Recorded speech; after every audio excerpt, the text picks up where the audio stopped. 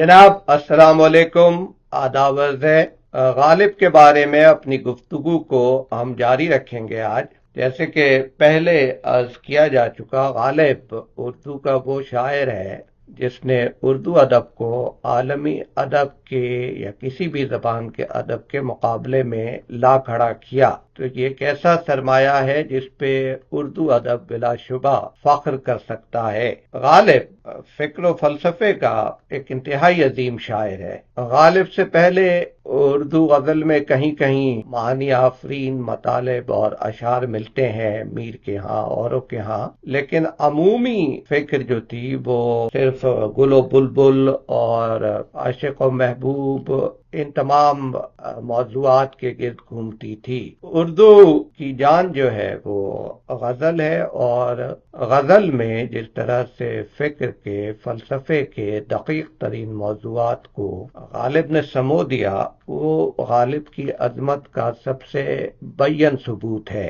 غالب کی شاعری انسان، خدا اور کائنات کی مثلث کا جس طرح سے احاطہ کرتی ہے، وہ اور جس خوبی سے اور اختصار کے ساتھ مگر جامعیت کے ساتھ احاطہ کرتی ہے، وہ کم و بیش ناپید ہے کہیں پر بھی۔ ہر آنے والا زمانہ غالب کا معترف ہوتا جائے گا۔ ہم غالب کے اشعار پہ گفتگو اپنی جاری رکھتے ہیں۔ کہتے ہیں کہ دیتے ہیں جنت حیات دہر کے بدلے، نشہ باندازے خمار نہیں ہے۔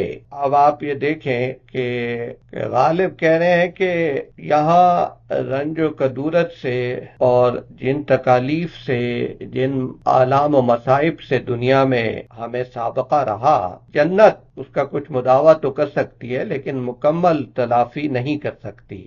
جتنی بربادی ہماری یہاں ہوئی اس کے حساب سے ہماری تعمیر کا انتظام اگلی دنیا میں نظر نہیں آتا۔ یعنی جنت کی آبادی جو ہے اس دنیا میں جو انسان نے تباہیاں مچائی ہیں، اس کی ویرانی کا بدل نہیں ہو سکتی۔ فارسی میں بھی ایک جگہ غالب نے کہا ہے کہ جنت نہ کنت چارہ افسردگی دل، تعمیر با انداز ویرانی مانیس۔ بات وہی ہے کہ جنت کا نقشہ ایسا نہیں جو دنیاوی زندگی کے خمار یعنی نشہ اترنے کی تکلیفوں کے زخموں کا مرہم بن سکے۔ ایک اچھا خیال ہے۔ پھر کہتے ہیں اسی غزل میں، ہم سے اب سے گمان رنجش خاطر، خاک میں عشاق کی غبار نہیں ہے۔ مطلب یہ کہ یہ خیال کرنا کہ ہمارا دل آپ کی طرف سے مقدر ہو جائے گا بالکل بے جا ہے، کیونکہ ہم کھرے اور سچے عاشق ہیں، اور سچے عاشقوں کی مٹی گرد و غبار سے،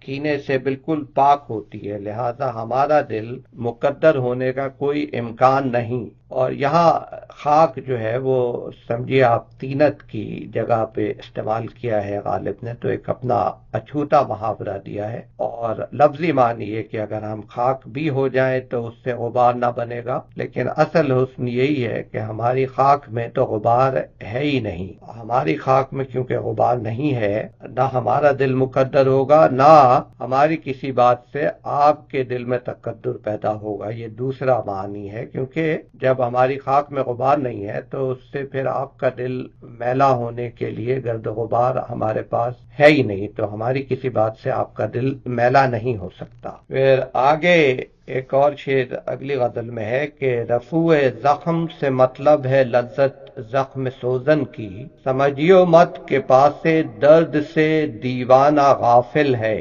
ایک جگہ تو غالب کہتے ہیں کہ جس زخم کی ہو سکتی ہو تدبیر رفو کی، لکھ دیجئے یارب اسے قسمت میں عدو کی۔ اور یہاں پہ رفو کروا رہے ہیں تو اس کا مطلب کیا ہے؟ تو وہ یہ سمجھا رہے ہیں کہ اگر میں اپنے زخموں کو ٹانکے لگوا رہا ہوں تو یہ بھی اپنے آپ کو اذیت دینے کی ایک صورت ہے، کہ ٹانکے لگانے سے جو سوئی سے جو زخم ہوں گے ان کی میں لذت حاصل کرنا چاہتا ہوں۔ اس کا یہ مطلب نہیں ہے کہ مجھے پاس درد وفا کا پاس نہیں رہا یا درد کا قدر نہیں رہی۔ تو ایک اور جگہ بھی غالب نے کہا ہے کہ زخم سلوانے سے مجھ پر چارہ جوئی کا ہے تان، غیر سمجھا ہے کہ لذت زخم سوزن میں نہیں۔ اگلی غزل میں غالب کہتے ہیں کہ سائے کی طرح ساتھ پھریں سرب و صنوبر، تو اس قد دلکش سے جو گلزار میں آوے۔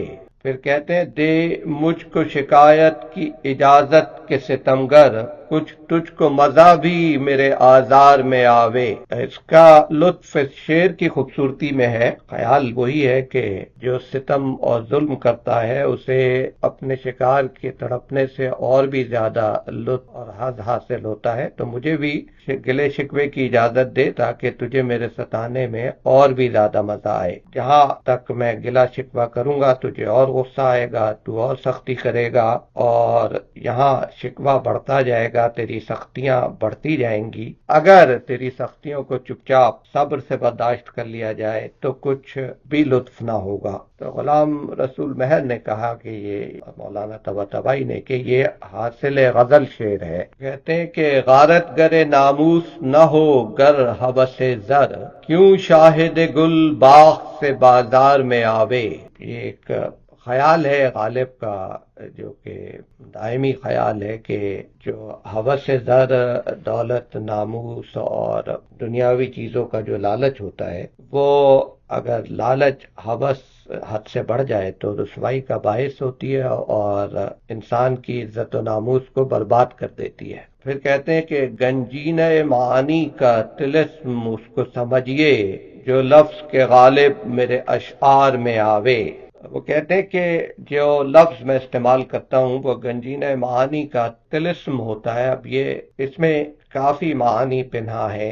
گنجینہ خزانے کو کہتے ہیں اور کثرت کو طلسم اس سبب سے ہے کہ اس کے کئی پہلو اس میں سے نکلتے ہیں۔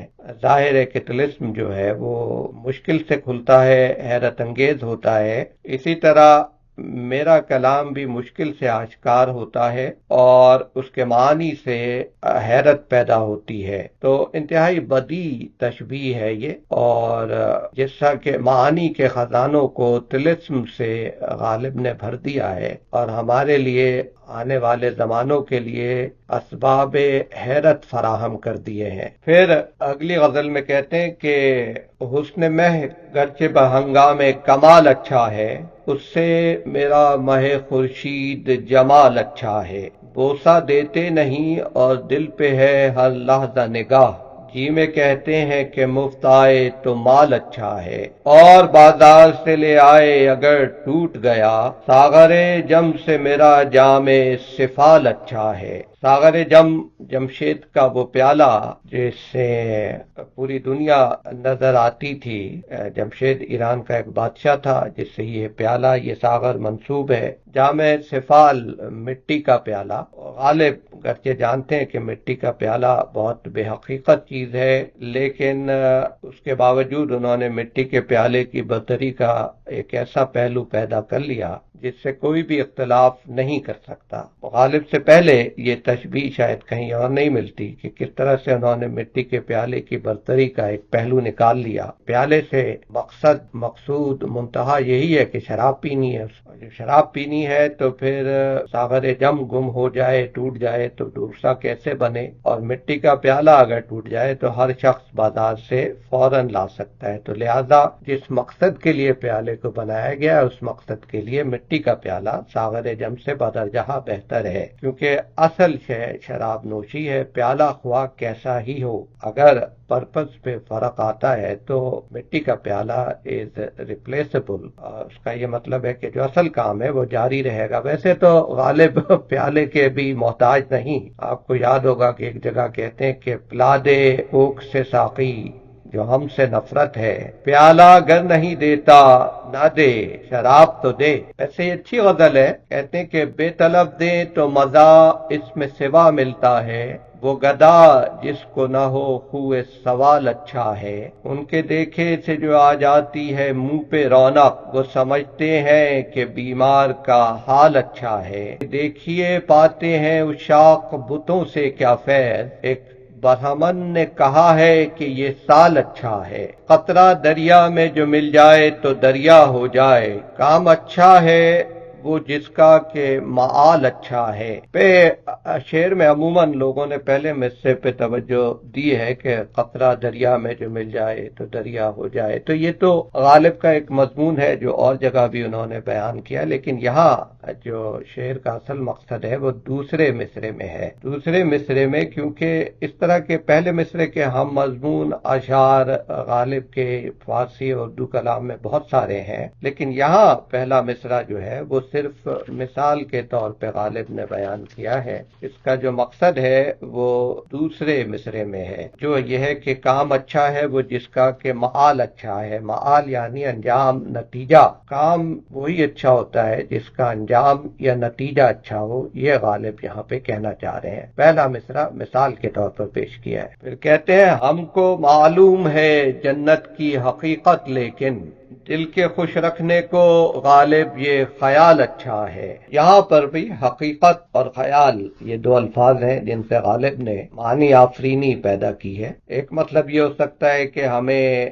علم نہیں ہے کہ جنت کا وجود ہے یا نہیں، لیکن دل کے بہلانے کے لیے، خوش رکھنے کے لیے یہ خیال اچھا ہے۔ دوسرا یہ ہو سکتا ہے کہ ہمیں معلوم ہے کہ جنت ایگزسٹ نہیں کرتی، لیکن بہتر یہی ہے کہ ہم اپنے آپ کو اس خوش فہمی میں مبتلا رکھیں اور اس طلسم کو نہ توڑیں، کیونکہ اس سے ہمارے دل کو قرار اور خوشی رہے گی۔ پھر تیسرا پہلو یہ ہے کہ اگر جنت کی حقیقت بیان بھی کی جا سکتی ہے، معلوم بھی ہے، it can be defined with precision, پھر بھی بہتر یہ کہ ہم اسے we leave it to our imagination, because imagine reality رہے جس کی ڈیٹیلز جو ہے، جس کی تفصیلات، جزیات ہمارے تخیل کے تابع ہوں، تو اس سے آپ کے ذہن میں نت نئے خیال، تصورات آتے ہیں اس جگہ کے بارے میں، اپنے اگلے گھر کے بارے میں، اور آپ کو خوشی سی محسوس ہوتی ہے۔ تو ایک سادہ سا شعر ہے جس میں غالب کے جو دو شاعری کے لوازمات ہیں، دونوں اس میں بدرجہ کم آشکار ہیں۔ پہلا یہ کہ انتہائی سادہ الفاظ میں بیان کیا گیا، اور دوسرا یہ کہ جو ان کا شعر ہے وہ اس قدر معنی آفرین ہے، سادہ ہونے کے باوجود، کہ اس سے متعدد معنی نکلتے ہیں۔ اور پھر اس میں غالب کا جو سینس آف ہیومر، شرارت یا ٹنگ ان چیک جو ان کا سٹائل آف ایکسپریشن ہے، وہ بھی اس میں پورے کا پورا موجود ہے۔ پھر اگلی غزل میں کہتے ہیں نہ ہوئی گر میرے مرنے سے تسلی نہ سہی، امتحان اور بھی باقی ہو تو یہ بھی نہ سہی۔ تو یعنی عاشق یا سچی لگن والا مرنے کے بعد بھی امتحان سے گھبراتا نہیں ہے۔ جتنے لوگوں نے حق پرستی، انسان دوستی کے لیے اپنی جانیں دیں اور اس کے بعد ان کی لاشوں سے نہایت نازیبا سلوک روا رکھا گیا، غالب کہتے ہیں اس میں کوئی فکر کی بات نہیں ہے۔ مولانا طباطبائی نے کہا ہے کہ اگر اس شعر پر غالب خدائے سخن ہونے کا دعویٰ کریں تو یہ بھی انہیں زیبا ہے۔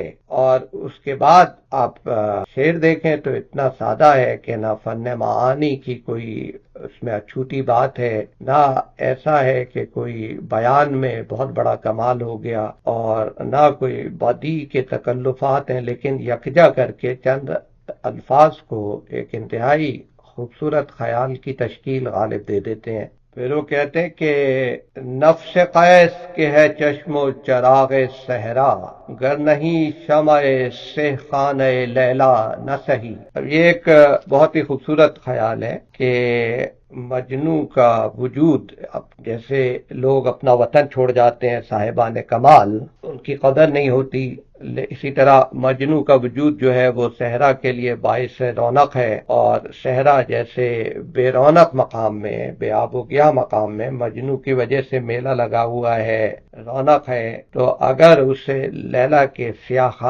خانہ لیلا یعنی لیلا کا سیاہ گھر کہا جاتا ہے کہ اس کا خیمہ جو تھا وہ کالے رنگ کا تھا، اور خود لیلا بھی لیل سے ماخوذ ہے جو اپنے رنگ کا سانولا ہونے کی وجہ سے۔ بہرحال جب وہ سیاہ خانے کی رونق نہ ہو سکا تو کوئی فرق نہیں، اس سے وہاں پہ پھل نہیں ملا تو کوئی بات نہیں، صحرا میں اس کے دم سے بہار آئی بھی ہے، بیابان میں رونق کا ہنگامہ گرم ہے، دشت میں گلزار کھلا رکھا ہے مجنوں نے. یہ بہت سارے تارکین وطن پہ بھی یہ آپ کہہ لیں منطبق ہوتا ہے.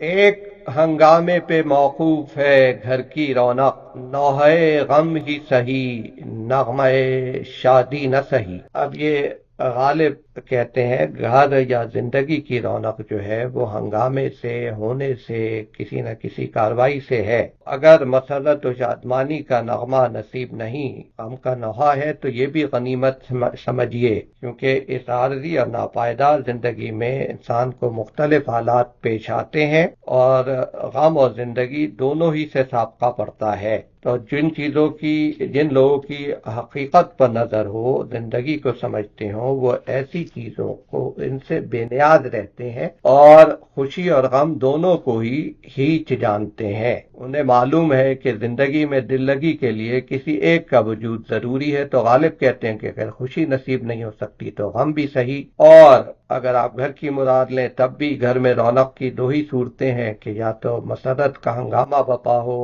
یا غم کا ہنگام ہو. تو دونوں مواقع پر لوگ جمع ہوں گے، شور و غوغا ہوگا، آپ کے ہمدرد ہجوم کر کے آئیں گے. تو دونوں صورتوں میں رونق کا انتظام گھر میں تو ہو ہی جائے گا، اور اگر دونوں نہ ہو تو پھر گھر پہ ویرانی ہوگی، کسی طرح کی رونق نہیں ہو سکتی. پھر کہتے ہیں کہ نہ ستائش کی تمنا نہ صلے کی پرواہ، گر نہیں ہے میرے اشعار میں معنی نہ صحیح. اگلی غزل کا پہلا شعر ہے کہ یا دوسرا ہے غالباً کہ قضا نے تھا مجھے چاہا خراب باد الفت، فقط خراب لکھا بس نہ چل سکا قلم آگے.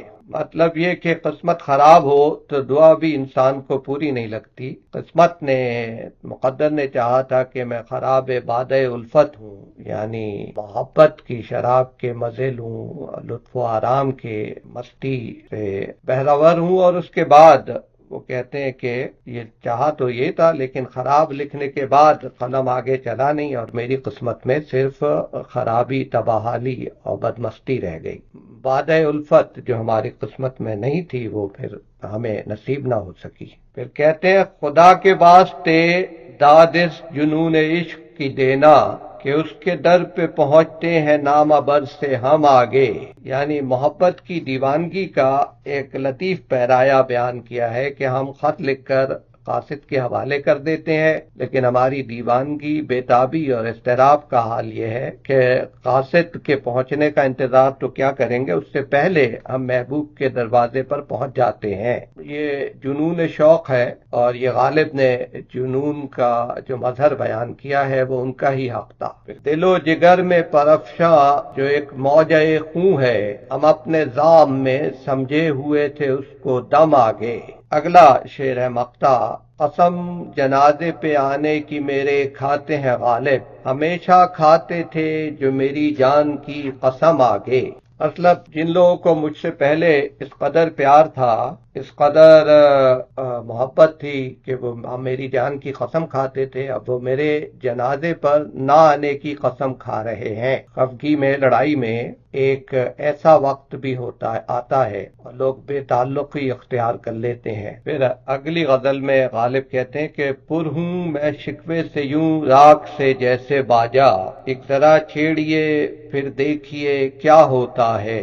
غالب کا یہ مضمون بھی کئی جگہ انہوں نے باندھا ہے. ایک اور جگہ کہتے ہیں کہ ہوں سراپا ساز آہنگ شکایت کچھ نہ پوچھ، ہے یہی بہتر کہ لوگوں میں نہ چھیڑے تو مجھے. پھر آگے کہتے ہیں کیوں نہ ٹھہرے ہدف ناو کے بیداد کے ہم، آپ اٹھا لاتے ہیں گر تیر خطا ہوتا ہے. مقطع کہتے ہیں کہ رکھیو غالب مجھے اس تلخ نوائی میں معاف، آج کچھ درد میرے دل میں سوا ہوتا ہے. اگلی دفعہ غالب کے ساتھ آپ کی خدمت میں پھر حاضر ہوں گے. خدا حافظ.